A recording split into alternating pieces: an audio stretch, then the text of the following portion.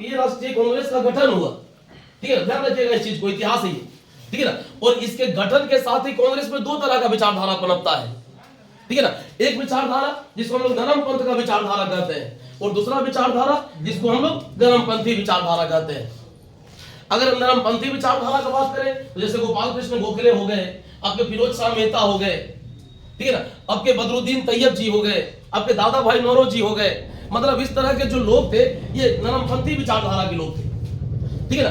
और आपके लाला लाजपत राय हो गए, आपके लोकमान्य तिलक हो गए, ठीक है ना, आपके विपिन चंद्र पाल हो गए, आपके अरविंद घोष हो गए, मतलब इस तरह के जो व्यक्ति थे, इस तरह के व्यक्ति क्या थे, गर्मपंथी थे।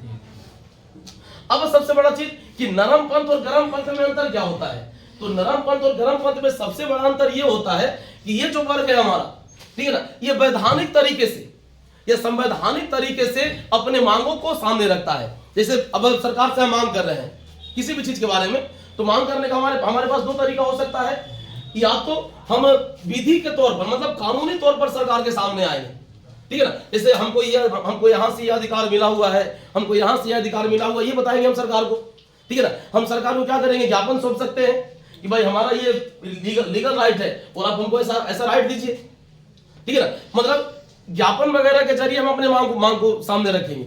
और ये जो वर्ग है हमारा, ये ज्ञापन और समझौता नहीं करना चाहता है। ये जो वर्ग है हमारा, ये जिस चीज पर ये कह रहा है, जैसे लोकपाल तिलक, स्वराज्य मेरा जन्मसिद्ध अधिकार है और मैं इसे लेकर रहूंगा, स्टेटमेंट था इनका, ठीक है ना। तो अब इसका मतलब क्या हुआ कि ये मेरा जन्मसिद्ध अधिकार है और मैं इसे लेकर रहूंगा, मतलब स्पष्ट कि हम वैधानिक तरीका से नहीं मांगेंगे आपसे, ठीक है ना। अगर जरूरत पड़ेगा तो इसके लिए हम बड़ा बड़ा प्रोटेस्ट भी खड़ा कर सकते हैं, ठीक है ना, एक हिंसक मूवमेंट भी हम खड़ा कर सकते हैं, ठीक है ना। तो अगर यहां पे अगर हम कहें तो अहिंसक तरीके से, ठीक है ना, या शांतिपूर्ण तरीके से अपनी मांगों को सरकार के सामने रखना नरम पंथ कहलाता है, ठीक है ना। और अहिंसक तरीके से मतलब उत्तेजनापूर्ण तरीके से अपनी मांगों को सरकार के सामने रखना ये गर्म पंथ कहलाता है, ठीक है ना। एक चीज और ध्यान रखिएगा कि 1885 में जब भारतीय राष्ट्रीय कांग्रेस का गठन होता है, ठीक है ना, तो 1885 से लेकर 1905 तक का जो काल है आपका,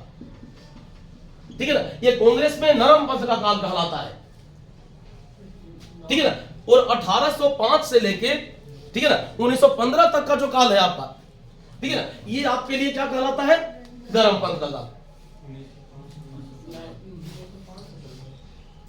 ओवरऑल अगर हम बात करें तो 1905 से 1919, ठीक है ना। और 1919 के बाद का जो काल है हमारा इतिहास में, इसको हम गांधीवाद कहते हैं, गांधी का युग कहते हैं, ठीक है ना। तो गांधी का युग नरम पंथ और गर्म पंथ दोनों से अलग है, ठीक है ना। और अगर हम गांधी के विचारधारा को देखें तो गांधी का जो विचारधारा है ये न तो वास्तविक में नरम पंथी है और न वास्तव में गर्म पंथी है, मतलब दोनों का मिश्रण नहीं है। हम ऐसा नहीं करेंगे गांधी जी हिंसक तरीका को नहीं अपनाते थे कभी, ठीक है ना। गांधी जी जो भी मांग करते थे शांतिपूर्ण तरीके से करते थे, ठीक है ना। सविनय अवज्ञा हो गया, असहयोग हो गया, ठीक है ना, सत्याग्रह हो गया, यही उनका साधन होता था, ठीक है ना। यहाँ पे बस गांधी में फर्क ये था कि ये जो वर्ग था हमारा एक तरह से कह लीजिए डरपोक था, ठीक है ना। और ऐसा इसीलिए भी हो रहा था, जैसे अगर आप कांग्रेस को देखिएगा तो कांग्रेस में कितना विभाजन हुआ, आजादी के पहले कांग्रेस में कई बार विभाजन हुआ, समझते हैं चीज को। सब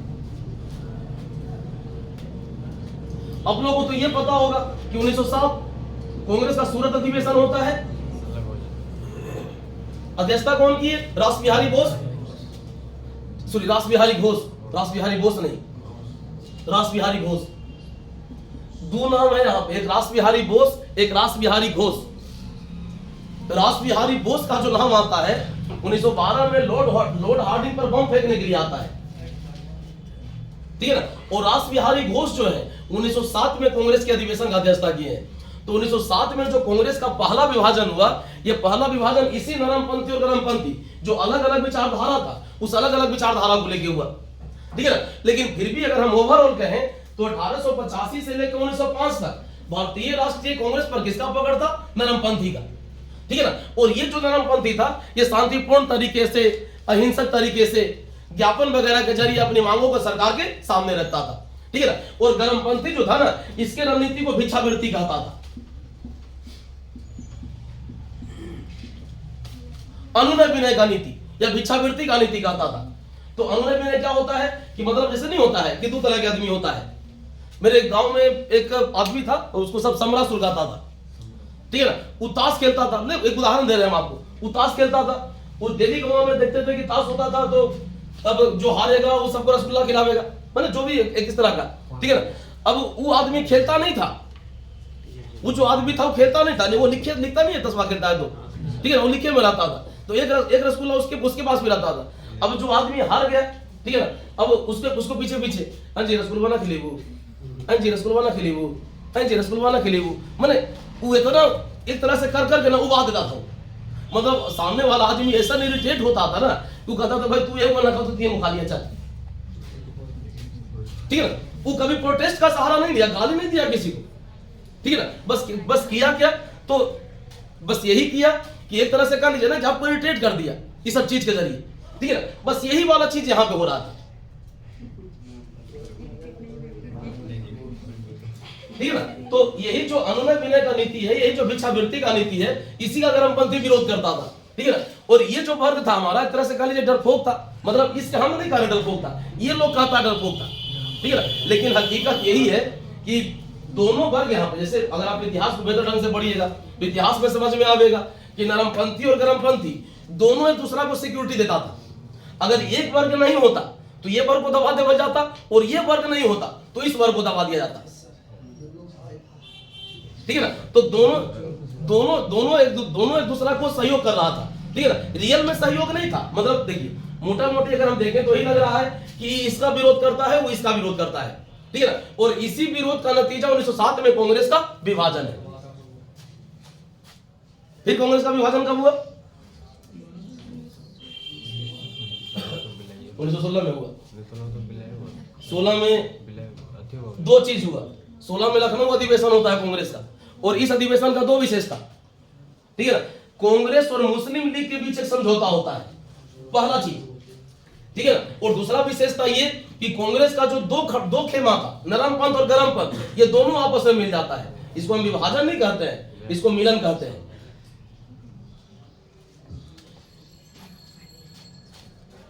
खोज के हमरा कल बताइए कि आजादी के पहले को विभाजन हुआ है, कहिया हुआ है, ठीक है ना। मैंने आजादी कल है बताना है, सबके पास मोबाइल नहीं, तुम्हारे पास तो लैपटॉप को है,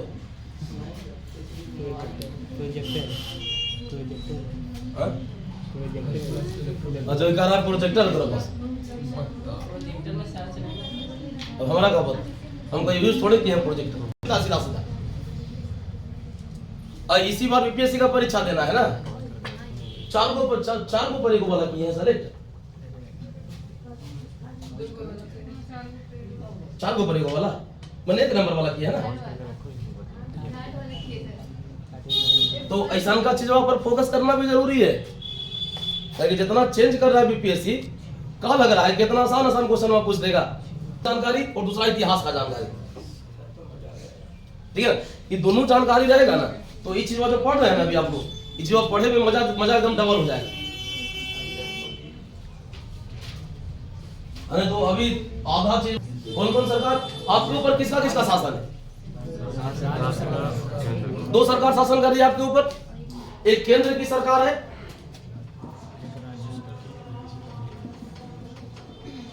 और दूसरा राज्य या प्रांत की सरकार है।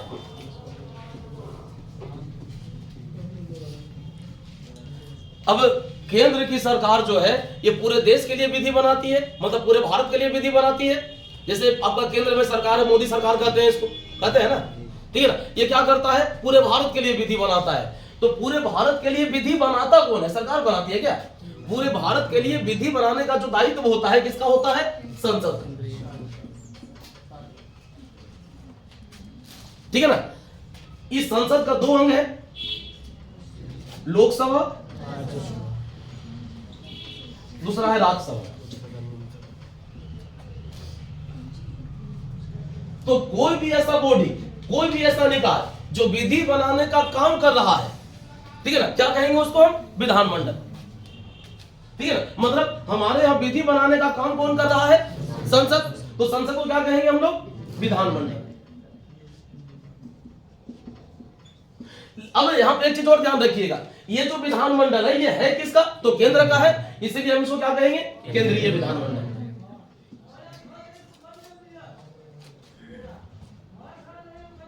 नहीं समझ में आया? ठीक है ना। उसी तरह से राज्य में होता है कि राज्य, देखिए भाई, भारत सरकार जो विधि बनाती है या भारत में जो विधि बनाया जाता है या केंद्र जो विधि बनाता है पूरे भारत में लागू होता है, और राज्य जो विधि बनाएगा ये कहां लागू होगा?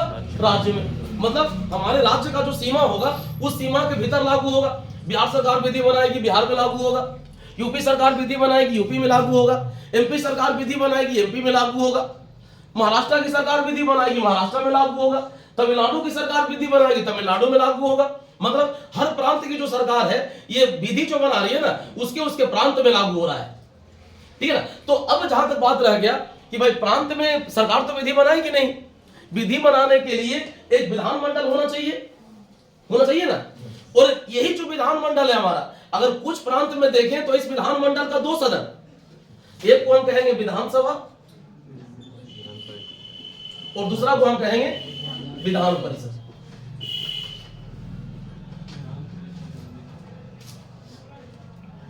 भारत में 6 राज्य ऐसा जहां प्रांतीय विधानमंडल का 2 सदन है और बाकी राज्य ऐसा, ठीक है ना, मतलब जहां पे 2 सदन रहेगा, एक में विधानसभा और विधान परिषद दोनों रहेगा, और जहां पे एक वो रहेगा वहां पे खाली ये रहेगा, ये नहीं रहेगा। 6 राज्य में दोनों है, जैसे आपका बिहार हो गया, उत्तर प्रदेश हो गया, महाराष्ट्र हो गया, कर्नाटक हो गया, आंध्र प्रदेश और तेलंगाना। ये 6 राज्य में अगर हम कहें तो राज्य विधानमंडल का 2 सदन, यहाँ विधानसभा भी काम कर रहा है और विधान परिषद भी।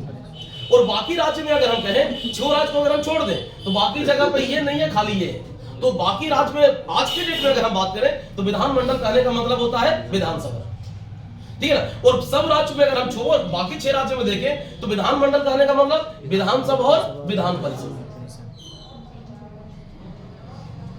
ठीक है ना। तो अब देखिए विधि बनाने का जो भी संगठन होता है हमारा विधानमंडल, क्या विधानमंडल जो शब्द आया है, ठीक है ना, ये शब्द किससे आया? विधि से।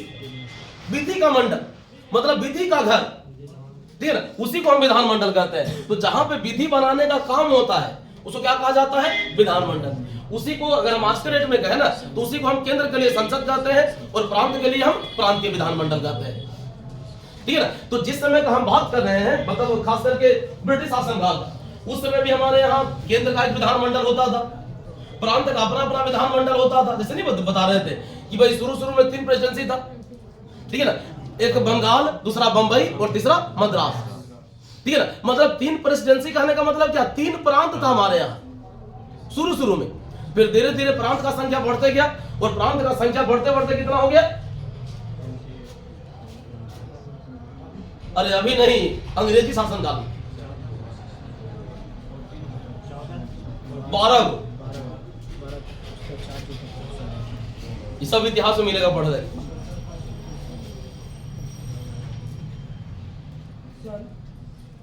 उसमें संसद जिसे बोला जाता है विधानमंडल कहते हैं, उसमें स्पेशली संसद कहते हैं। इसमें संसद या इसके समान कोई टर्म यूज नहीं करते हैं, ठीक है ना। अब जनरली आपके संविधान में एक जगह पे है जहां पे संसद शब्द का प्रयोग हुआ है, संविधान का अनुच्छेद 79। अभी दोनों को अलग अलग करके हम नहीं बोलते हैं, हमारे संविधान में दोनों को एक साथ करके लिखा गया है। लोकसभा और राज्यसभा को अलग अलग नहीं डिफाइन किया गया, मतलब ये अलग अलग नहीं किया गया है। हम ऐसा नहीं करें कि दोनों का डिफिनेशन नहीं दिया गया है, सब कुछ दोनों के बारे में बताया गया है, लेकिन दोनों को जहां जहां पे दोनों सेम काम करेगा ना वहां पे हम इस टर्म का प्रयोग करेंगे, संसद का।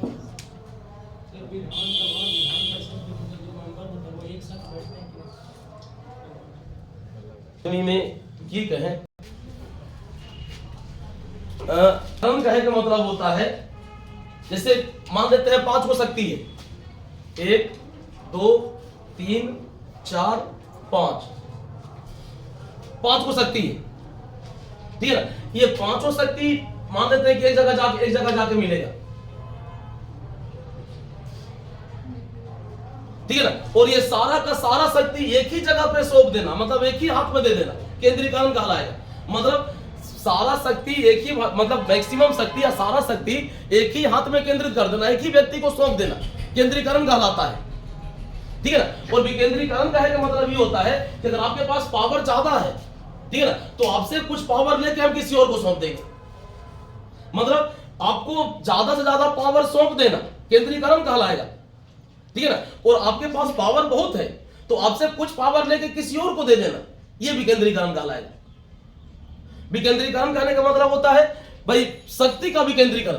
शक्ति का विकेंद्रीकरण का है कि मतलब कि भाई आपके पास अगर बहुत ज्यादा शक्ति, जैसे आप 1973, ठीक है ना, 1973 से पहले आपका जो डीएम होता था, ठीक है ना, इस डीएम के पास बहुत ज्यादा शक्ति था, ठीक है ना। मतलब ये डीएम जो होता था ना, ये एक तरह से कह लीजिए कि ये कार्यपालिका के काम को भी देखता था और दीवानी जो न्याय जो दीवानी न्याय होता था ना उसको भी लागू करता था। मतलब दीवानी कानून जो होता था उस दीवानी कानून को भी लागू करता था। लेकिन 1973 में एक कानून बनाया गया, दंड प्रक्रिया संहिता, ठीक है ना। और उसी दंड प्रक्रिया संहिता के द्वारा कलेक्टर से जो न्यायिक अधिकार था, ये न्यायिक अधिकार छीन लिया गया, ठीक है ना। तो उससे न्यायिक अधिकार छीन लेना विकेंद्रीकरण कहलाता है, ठीक है ना। जैसे एक उदाहरण देते हैं, अभी निर्वाचन हो रहा है नगर निगम वगैरह का, नगर निगम का, नगर पंचायत का, नगर परिषद का, जो भी, ठीक है ना। एक 2 साल पहले भी चुनाव हुआ था हमारे ग्राम पंचायत का, ठीक है ना। तो जब तक ये सब चीज नहीं था, मतलब नगर निगम नहीं होता था, नगर परिषद नगर पंचायत नहीं होता था, ठीक है ना, या ग्राम पंचायत नहीं होता था, तो ग्राम पंचायत जो भी काम कर रही है ये सारा का सारा काम कौन करता था? डीएम करता था, ठीक है ना। अब क्या किए कि डीएम से कुछ शक्ति को लेके हम किसको दे दिए? निर्वाचित प्रतिनिधि को, मतलब ग्राम पंचायत को दे दिए या फिर नगर निगम को दे दिए, ये भी केंद्रीकरण हुआ। मतलब शक्ति आपसे ले लेना ये भी केंद्रीकरण है, और ज्यादा से ज्यादा शक्ति आपको दे देना ये केंद्रीकरण है। और कुछ था?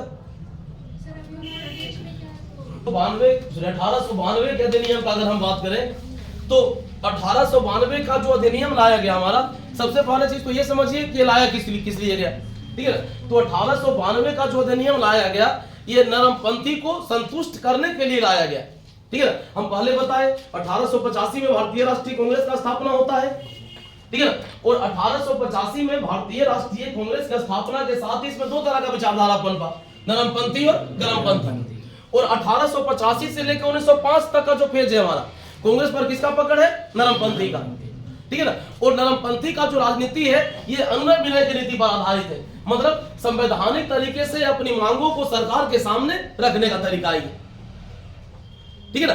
यहाँ पे किसी भी तरह का हमको हिंसा नहीं करना है, किसी तरह का हमको उपद्रव नहीं करना है, मतलब एक तरह से कह लीजिए शांतिपूर्ण तरीके से हम आपको याचना सौंपेंगे, ठीक है ना। एक तरह से भिखमंगा कह लीजिए, भाई मांग रहे हैं, भाई हमारा जो अधिकार है, ठीक है ना, उस चीज को भी हम जबरदस्ती नहीं करेंगे, आपसे प्रेम से मांगेंगे आपसे, भैया हमरा दे दा, ठीक है। तो ये जो पॉलिसी है तो इसी को संतुष्ट करने के लिए लाया गया। ये क्वेश्चन बड़ी पूछता है, बहुत पूछता है एग्जामिनेशन में, ठीक है, ध्यान रखना है, ठीक है। दूसरा चीज अगर हम देखें तो 1885 में जब भारतीय राष्ट्रीय कांग्रेस का गठन हुआ, ठीक है ना, तो इस कांग्रेस की स्थापना के साथ ही या इससे पहले अगर हम चल के देखें तो 1857 का मूवमेंट होता है, या इसी समय अगर हम बात करें भारत में तो सामाजिक धार्मिक सुधार आंदोलन प्रारंभ होता है। और इस सामाजिक धार्मिक सुधार आंदोलन के साथ अगर हम बात करें भारत में तो कहीं ना कहीं राष्ट्रवाद का जो विकास का प्रक्रिया है हमारा ये शुरू हो जाता है, ठीक है ना। इस समय और भी घटना घटित होता है, जैसे गिलबर्ट बिल को लेके, ठीक है ना, एक विवाद खड़ा होता है भारत में। तो इस तरह का जो चीज है हमारा, यही चीज कहीं ना कहीं 1892 का जो भारतीय परिषद अधिनियम है, ठीक है ना, उसका आधार तय करता है। मतलब 1892 के भारतीय परिषद अधिनियम के आधार को तय करने में कई चीज का रोल था। माने कांग्रेस का जो नरमपंथी विचारधारा था उसका भी रोल था, गिलबर्ट बिल को लेकर जो विवाद शुरू हुआ उसका भी रोल था, भारत में राष्ट्रवाद के विकास का जो प्रक्रिया शुरू हुआ था हमारा उसका भी रोल था। मतलब हर चीज का रोल आपको यहाँ पे दिखाई देगा। और इसी रोल को ध्यान में रखते हुए जो ब्रिटिश सरकार है हमारा एक अधिनियम पारित करता है जिसको हम लोग 1892 का भारतीय परिषद अधिनियम कहते हैं, ठीक है ना। अब सबसे बड़ा चीज तो ये कि इस अधिनियम का प्रोविजन क्या क्या था, इस अधिनियम में ऐसा कौन कौन सा तत्व शामिल था जिस तत्व के बारे में जानना है आपको। तो सबसे पहला चीज तो जिसे सबसे पहले हम आपको क्या बताए थे, जब 1861 का अधिनियम पढ़ा रहे थे तो वहां पे ये बताए थे कि जो केंद्रीय विधानमंडल है उस केंद्रीय विधानमंडल में गैर सरकारी मेंबर को शामिल करने का प्रावधान शुरू हुआ, ठीक है ना। वहां पे इसका संख्या कितना रखा गया? 6 से 12, ठीक है ना। 1892 के अधिनियम के जरिए भाई इसमें इसका जो संख्या है, मतलब जो गैर सरकारी सदस्य है, इसका संख्या बढ़ा के कम से कम 10 और अधिक से अधिक 16 कर दिया गया। मतलब 1861 के भारतीय परिषद अधिनियम में जो गैर सरकारी सदस्य था उसका संख्या कितना तय था? 6 से 12। इसमें कितना हो गया? 10 से 16। ठीक है ना। इसके अतिरिक्त अगर हम बात करें तो इस अधिनियम का एक खास विशेषता ये कि भाई जो केंद्रीय विधानमंडल है हमारा, या जो प्रांतीय विधानमंडल है हमारा, उस केंद्रीय या प्रांतीय विधानमंडल में जो मेंबर है हमारा, उस मेंबर को प्रश्न पूछने का अधिकार दिया गया है। ठीक है ना। तो प्रश्न पूछने का अधिकार जरूर है आपको, लेकिन अनुपूरक प्रश्न पूछने का अधिकार नहीं है। ठीक है ना। दूसरा चीज ये कि भाई इस अधिनियम के जरिए जो विधानमंडल का मेंबर है हमारा, उस विधानमंडल के मेंबर को बजट पर विचार विमर्श करने का अधिकार दिया गया, लेकिन बजट पर मत विभाजन का मांग करने का अधिकार नहीं है आपको। मतलब यहाँ पे प्रश्न पूछने का अधिकार मिला, अनुपूरक प्रश्न का नहीं। बजट पर विचार विमर्श करने का अधिकार मिला, लेकिन मत विभाजन का मांग करने का नहीं। ठीक है ना। और यहाँ पे ये भी रखा गया कि कोई भी सदस्य, जो विधानमंडल है हमारा, वो विधानमंडल का कोई भी सदस्य 6 दिन का सूचना देके अपना प्रश्न पूछ सकता था। मतलब 6 दिन के नोटिस के जरिए आपको अपना प्रश्न पूछने का अधिकार था। लेकिन जहां तक सवाल रह गया कि अगर हम सरकार का बात करें तो सरकार हर सवाल का जवाब देने के लिए बाध्य नहीं थी। जैसे आपको कुछ ऐसा भी विषय था जिस पर सदस्य को सवाल नहीं पूछना था, जैसे विदेशों के साथ संबंध, देशी रियासतों के साथ संबंध, मतलब इस तरह का कुछ मामला हमारा ऐसा भी था जिस पर प्रश्न पूछने का अधिकार नहीं था। ऊपर से अगर हम बात करें तो सरकार को अगर यह लग रहा था कि ऐसा प्रश्न का जवाब देना मतलब सरकार के हित में नहीं है, ठीक है ना, तो सरकार ऐसा सवाल का जवाब देने से मना कर सकती थी। मतलब एक तरह से कह लीजिए कि भाई एक छोटा मोटा रिफॉर्म हुआ जरूर यहाँ पे, ठीक है ना, लेकिन कोई बड़ा रिफॉर्म यहाँ पे नहीं हुआ। ठीक है ना। तो अब यहाँ पे हम ये भी कह सकते हैं कि कोई भी रिफॉर्म एकाएक नहीं होता है, हर रिफॉर्म जो होता है ये धीरे धीरे ही होता है। ठीक है ना, मतलब एक चरणबद्ध तरीके से ही होता है। ठीक है ना। तो कहीं ना कहीं अगर हम रिफॉर्म का बात करें तो उस रिफॉर्म का शुरुआत तो हुआ यहां से। ठीक है ना। इस अधिनियम का एक खास विशेषता ये कि भाई इसमें निर्वाचन पद्धति का शुरुआत होता है। ठीक है ना। अगर हम बात करें तो जो केंद्रीय विधान परिषद है हमारा, उस केंद्रीय विधान परिषद में जो 5 गैर सरकारी मेंबर शामिल किया गया, ठीक है ना, उस 5 गैर सरकारी मेंबर का निर्वाचन करने का जो प्रक्रिया है हमारा, ये प्रक्रिया यहाँ पे प्रारंभ हुआ। लेकिन निर्वाचन का जो प्रक्रिया था ये इतना अप्रत्यक्ष था ना, या फिर ये कह लीजिए कि भाई मताधिकार का जो अधिकार था ना, ये बहुत सीमित लोगों के पास था। इसलिए इसको भी अगर हम रियल में कहें कि निर्वाचन पद्धति है तो ऐसा कहना हमारे लिए उचित नहीं होगा। मतलब जो निर्वाचित मेंबर है उस निर्वाचित मेंबर को मनोनीत मेंबर कहना हमारे लिए ज्यादा उचित होगा। ठीक है ना। तो यहाँ पे अगर हम कहना चाहें तो कहीं ना कहीं ये कह सकते हैं कि भाई इस अधिनियम का एक विशेषता क्या, तो निर्वाचन पद्धति का शुरुआत। लेकिन इसको रियल में निर्वाचन पद्धति नहीं कह सकते हैं। निर्वाचन पद्धति कहने का मतलब क्या कि जनता के बहुमत से चुनाव होना चाहिए। ठीक है ना। और अगर वोट देने का अधिकार बहुत सीमित लोग के पास रहे तो ऐसा परिस्थिति में निर्वाचित मेंबर को एक मनोनीत मेंबर का देना ज्यादा युक्त होगा, मतलब ज्यादा उचित होगा। ठीक है ना। तो लेकिन फिर भी अगर हम कहें तो इस अधिनियम के जरिए जो रिफॉर्म है हमारा, उस रिफॉर्म का शुरुआत अवश्य हुआ है। ठीक है ना। बस ध्यान रखना है, यही 2-3 सवाल पूछेगा यहां से प्रश्न पूछने वाला जनरल। उस संख्या वाला को लेकर सवाल तो हम आज तक नहीं देखें कहीं पूछा है।